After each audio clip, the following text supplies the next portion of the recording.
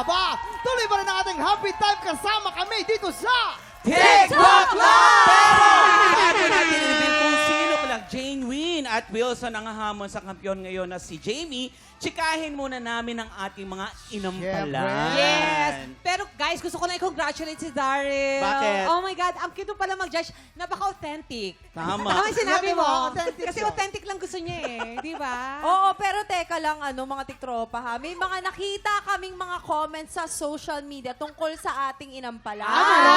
Ano yan? Sige. Jessica Sorens, kailangan sagutin niyo muna itong mga comments na ito. Ay, naku. Eto Ano na, ba yan? eto Ano na, ito naman? yung mga comment nila. Okay, itong number 1 comment. Di marunong si Jessica, di magandang mag-comment. Ay, Jessica. Eto pa pangalawa ha. Hindi karapat-dapat si Jessica, nasa gilid lang yan kasi hindi sikat. Sobra Oh Ang my sobra God. naman yung hindi sikat. Napakagandang Ito lang, babae ito nito. lamang, Oh. Jessica, anong sasagot mo dyan? First of all, hello everyone. Nasa gilid po ako kasi dito po yung angle ko. Yan! Tama! Hindi ka pwede dito, hindi ka pwede Hindi dito. pwede, hindi pwede. Hindi ka na pwede dito. Pangit ako dyan. Dito po Yan, ako maganda. oo. So dahil dito po nasa gilid ako. Pangalawa po, Oh. sa mga nagsasabi po na di po ko karapat-dapat mag-judge.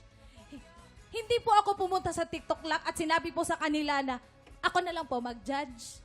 Pinili po ako ng Tama. mga boss namin sa Yes. taas po.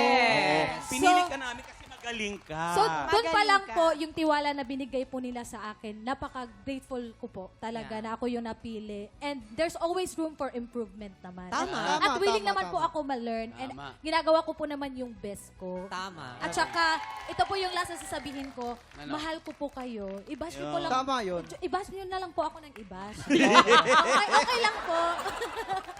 Thank you so much, Jessica. Pero We love ito, you, Jessica. guys, may comments din tungkol kay Sir Renz. Meron? Ano? Oo, Ano sabi nga dito, si Renz lang ang kilala ko. Dapat yung mga champion sa kantahan ang kunin yung judge. Naku, may isa pa, guys. Oh, Diyos ko, day. Renz Verano, hindi nga marunong mag-appreciate ng talent yan. Sir Renz, medyo eto na. matapang, Ano ah. masasabi niyo doon? Unang-una, si Jessica, talagang nasa gilid ko yan. Kaya yan, kailangan nasa gilid ko. Kung hindi, wala na akong katabi. Tama. Diba? Yun sa mga nagsabi po na kailangan champion, ikikwento ko lang po. Meron ho kayong 1 oras? Ikikwento ko lang ho Ay! yung nangyari. 45 minutes lang Hindi, tayo, Konti lang, Sir konti lang, konti Renz. lang. Konti lang, 1 konti minute, lang. 1 minute. Noong 1982 ho, yung iba pa, hindi pa pinapanganak, ako ho ay sumali sa the first -1 singing contest sa Pilipinas. Yes! Opo. Ito po ay inter-school. I was a student po ng UP Diliman. Wow! UP yan ah. UP. UP. Nirepresent ko po ang UP ng inter-school ng buong Pilipinas. Okay po. Dahil po ako ay pinalad, ako po yung first grand champion Oh, narinig niyo yon, Grand Champion. ng first Students Pop Festival. Wow. Yan po. Kung pwede lang po, ililista ko rin yung iba ko pong credentials. Ako po ay sumali ho sa banda ng ilang taon pagkatapos noon. Tapos ako ay naging vocal coach ng ilang taon din po. Oh. At yung mga albums ko po, yung first album ko, Platinum. Yung second album ko po, Grabe. Uy, Dami achievements. Yan eh, Sir Dami. Renz. yung second album ko po, na nandun po yung Remember Me, 5 times Platinum. Yes. Diba? Hello.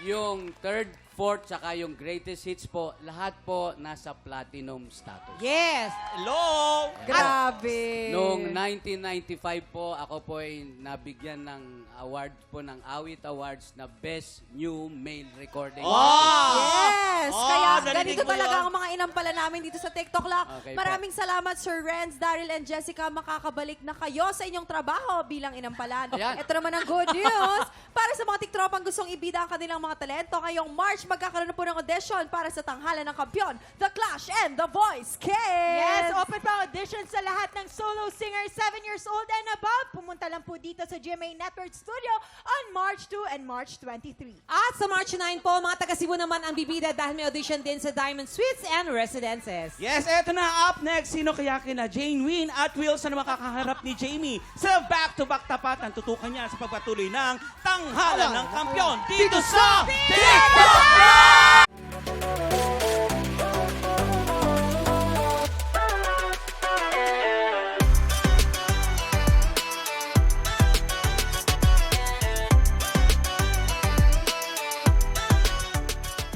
Tiktropa, pinanood mo hanggang sa dulo itong video na to at dahil doon, very good ka. For more happy time, watch more TikTok Lock videos on our official social media pages and subscribe to GMA Network official YouTube channel.